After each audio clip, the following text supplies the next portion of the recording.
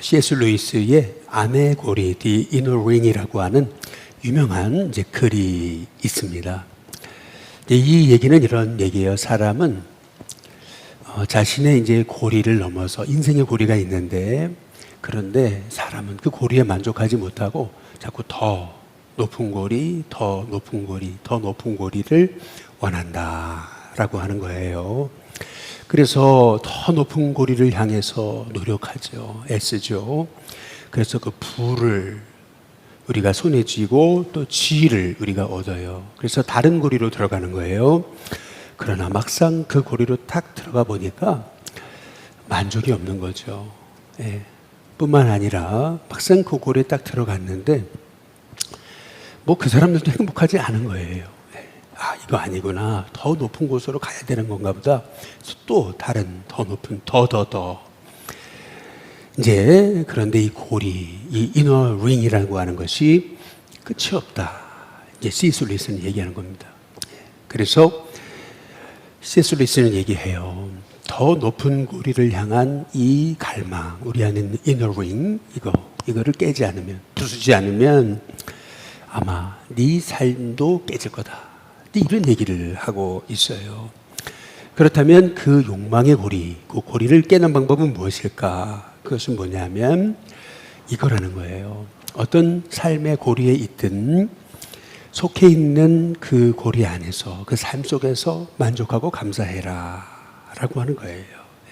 더 높은, 더 많은 것이 우리의 삶의 목표가 되지 말고 자신이 가진 것에 감사하고 그리고 친구와 가족들에게 고마워해라.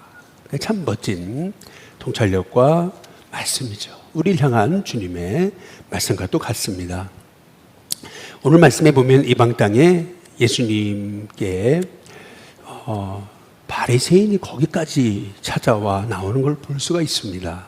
우리 마가복음 8장 11절에 보면은 바리새인들이 나와서 라고 그러잖아요. 목적은 그겁니다. 예수님을 힐난하며 비난하기 위해서. 참 집요하죠. 아니 거기 계신 줄 어떻게 알고 또 거기까지 찾아와서 시험을 겁니까? 그를 시험하여 어떻게 하냐면 하늘로부터 오는 표적을 구하거늘 이렇게 얘기합니다. 임금님께는 당나귀 귀예요. 소문이 쫙 퍼졌어요. 그랬더니 오히려 주님을 알고 싶습니다. 이것이 아니고 더 큰 표적을 보여달라라고 했던 거예요. 우리는 이스라엘이 생각했던 메시아 사상, 지금도 그렇습니다. 그리고 성경이 말하는 예수님이 말씀하신 그런 그리스도의 모습, 여러분 이게 엄청난 차이가 있다는 것을 여러분이 깨달으셔야 되는 거예요. 이스라엘이 생각하는 메시아 사상, 그 메시아 사상은 뭐냐 하면은 이거예요. 로마로부터 자기를 구원해 줄 일종의 라이징 스타를 원하는 겁니다. 예. 스타가 되어야 돼요.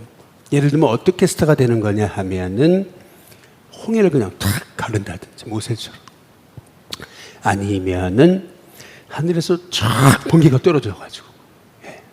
그래가지고 로마의 그 주둔군들, 로마는 이스라엘 속국 삼아가지고 가이사랴 그리고 예루살렘에 주둔군을 배치했습니다.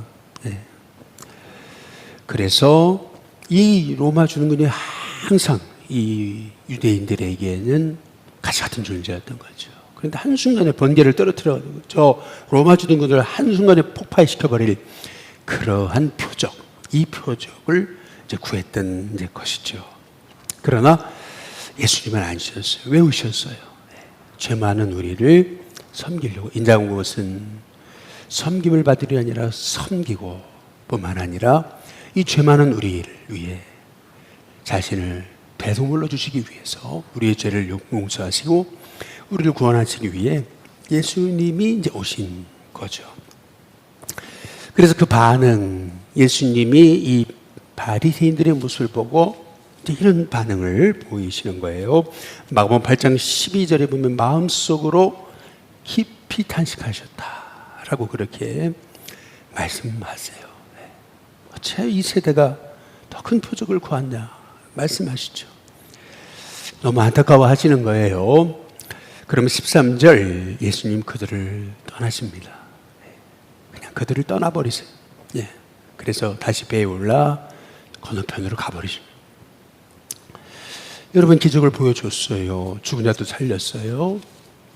엄청난 예수님이 상상하지 못할 보리떡 5개 물고기 2마리로 5,000명을 먹이셨잖아요. 듣지 못하는 사람 귀를 열어주고 말을 듣는 사람 말을 똑바로 하게 하시고, 그렇잖아요. 그런데 그럼에도 불구하고 이제 주님이 주님인 줄 알겠습니다. 주님이 누구신지 알게 해주십시오가 아니고 더 큰 표정 한번 보여달라, 한번 보여봐라, 이제 얘기하는 겁니다. 여기서 우리는 신앙에 우리는 정확한 핵심을 붙잡아야 되는 겁니다. 기적 위에 세워진 신앙 위험합니다. 이건 바른 신앙이 아닙니다.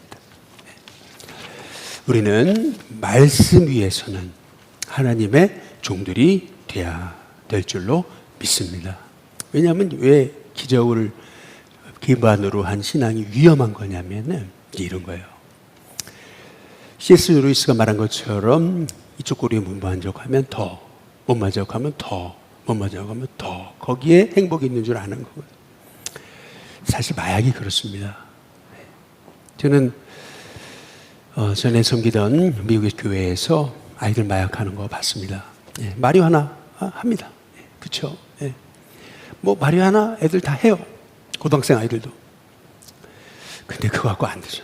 예, 그러니까 펜타닐 한쪽에, 그런데 나중에 두 쪽에, 아니에요. 양쪽 다, 다리까지, 옆구리까지 찔러대야 만족이 오는 겁니다. 이게 기적입니다.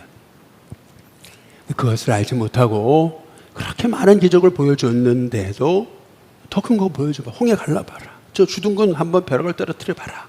얘기를 하고 있는 겁니다. 여러분, 기적 위에 세워진 신앙 위험합니다. 잘못된 겁니다.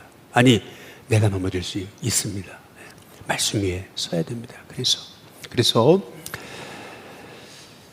그렇게 큰 중병 중에 평생 병을 앓고 살았어요. 예.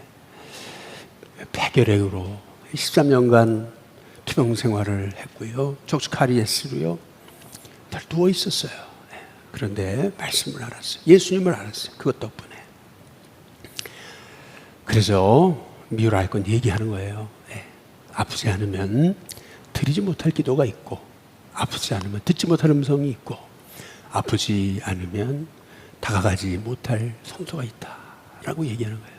그래서 아프지 않으면 나는 인간이 아니다 라고 그렇게 얘기하면서 이 미우라야고는 그렇게 병상에서 13년 이상을 누워 지내며 투병 생활하면서도 하나님께 감사했던 거죠. 그 위대한 그러한 책들을 이제 써 내려갔던 것입니다. 근데 문제는 이거예요. 바리새인들이 못 깨닫는 건 좀 이해를 해요.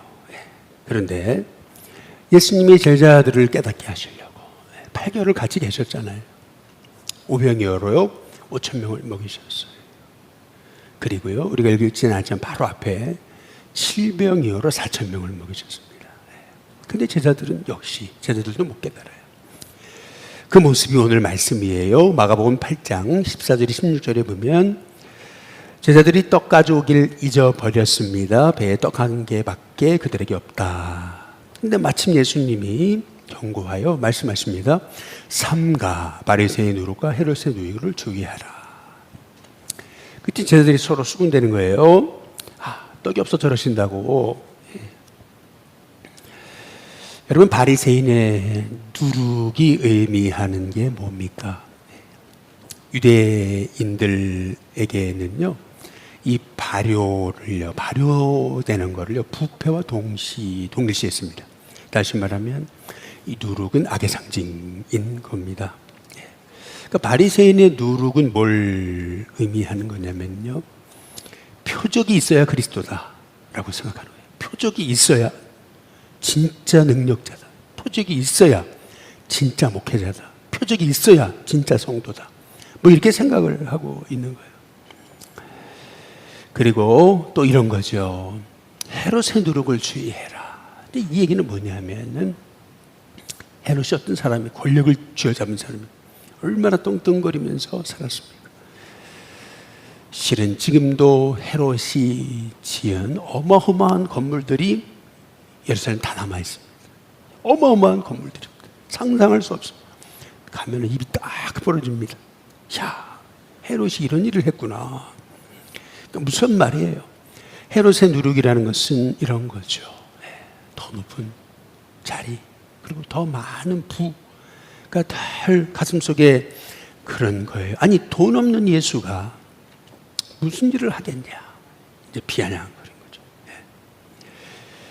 예수님은 이 바리새인의 잘못된 기대 있잖아요. 그리고 헤롯 땅에 늘 이런 잘못된 욕망, 여러분 이것이 누룩이다 라고 지금 말씀하고 계시는 거예요. 그런데 제자들은 또 어떻게 합니까? 마가복음 8장 16절부터 보시면 수군거려요.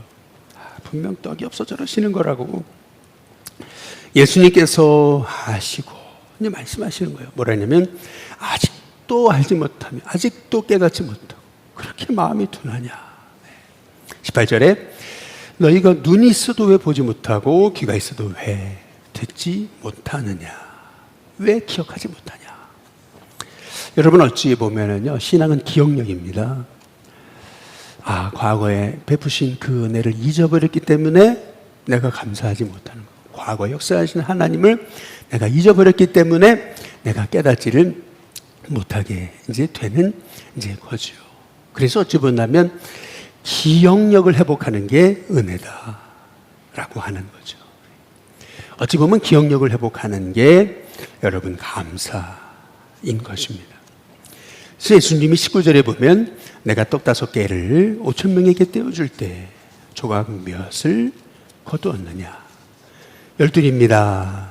또 7개를 4,000명에게 떼어줄 때에 조각 몇 광주리를 거두었더냐. 이럴 때 7이니다. 그러면서 21절 이르시되 아직도 깨닫지 못하느냐. 다시 말하면 깨닫는 게 은혜고요. 기억력이 결국 믿음 생활입니다. 끊임없이 그렇지 맞아. 그때 주님이 이렇게 역사하셨지. 여러분 우리의 삶 속에 결국 신앙생활이란 깨닫는 것이고 깨닫는 것뿐만 아니라 기억력이 다시 그래 과거 역사하신 하나님 오늘도 역사하실 거다. 그래서 여러분 우리 시편이나 그리고 우리가 구약의 연설을 보면은요 선자들은 끊임없이 말씀하시고 출애굽의 역사 기억해라. 그렇잖아요. 광야에서 먹이신 거 기억해라. 아니 옷 하나도 상하지 않았던 거, 발 하나 부르트지 않았던 거 기억해라 라고 그렇게 말씀하고 이제 있는 것이죠. 예수님은 너무 안타까워 하시는 거예요.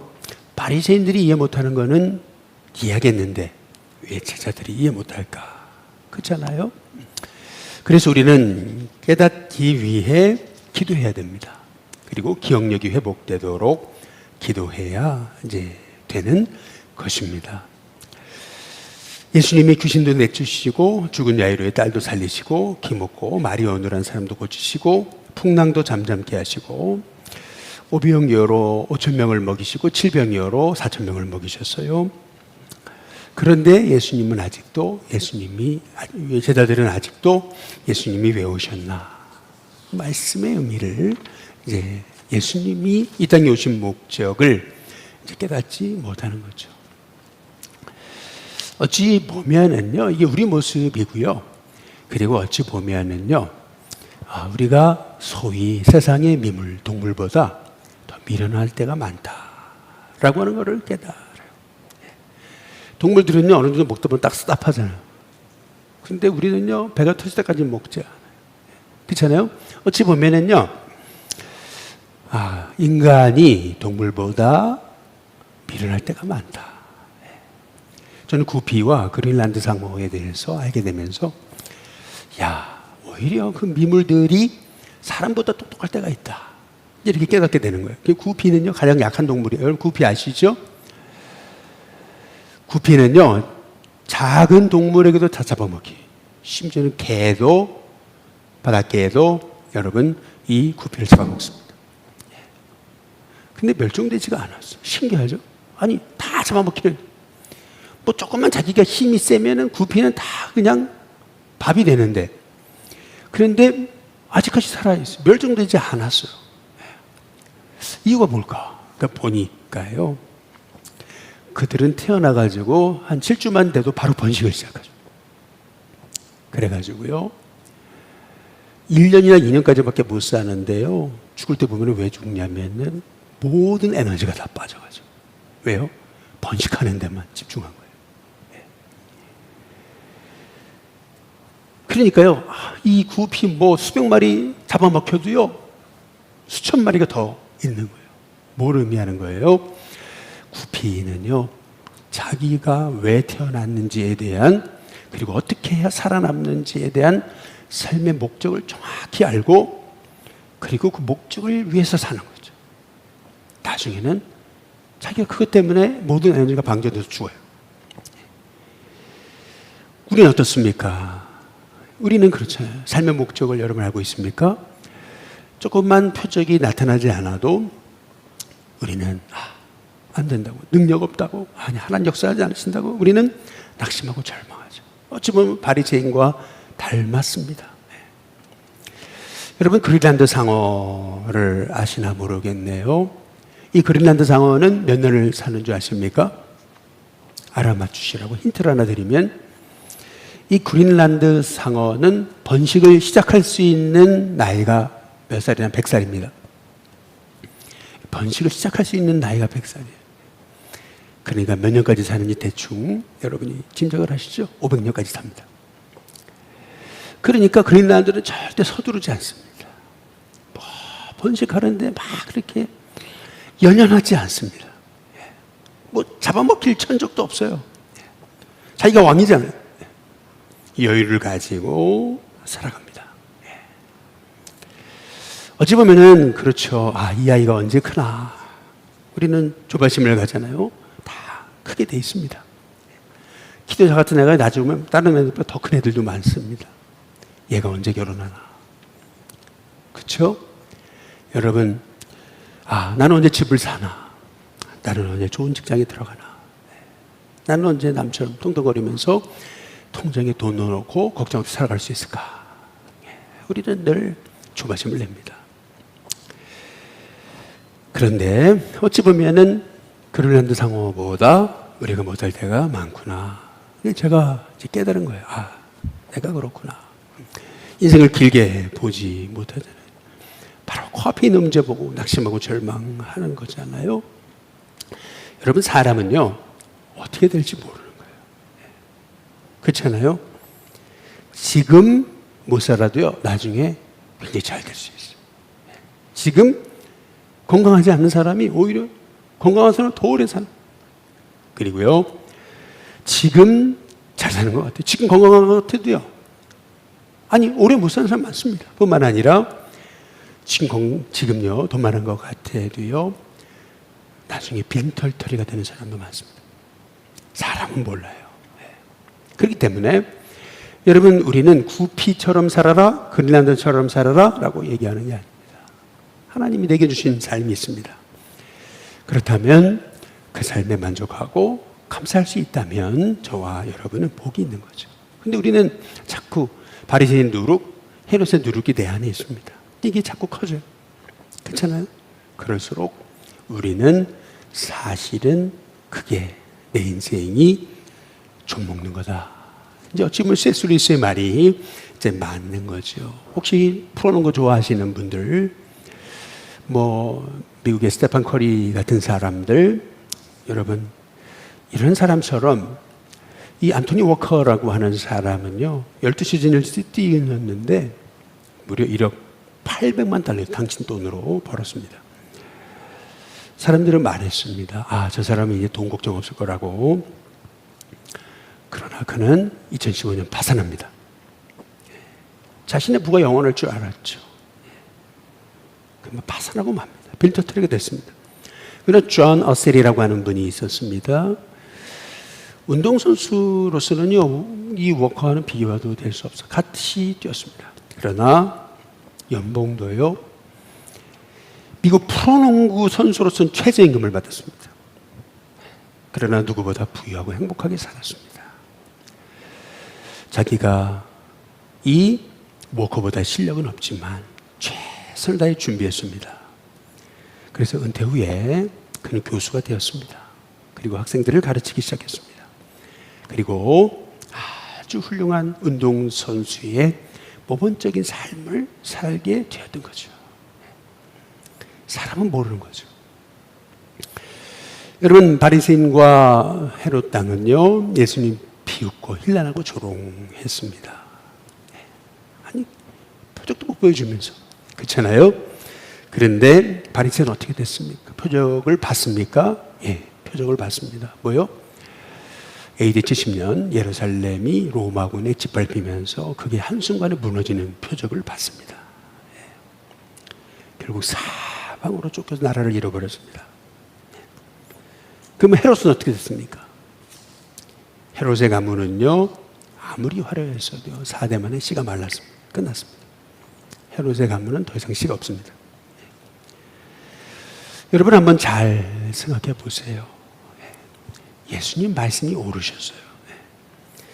여러분, 예수님 십자가 위에서 초라하게 죽으시는 것 같았죠.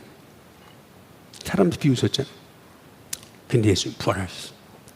그리고 지금도 살아계시는 거죠. 네. 또 그렇게 멍청해 보였던 제자들 로마를 바꿨습니다. 네. 여러분, 우리는요, 예수님 말씀하신 대로 바리새인의 누룩, 헤롯의 누룩을 주의하고요, 예수님 방식대로 살아가야 되는 겁니다. 겸손히 섬기면서 또 사람을 세우고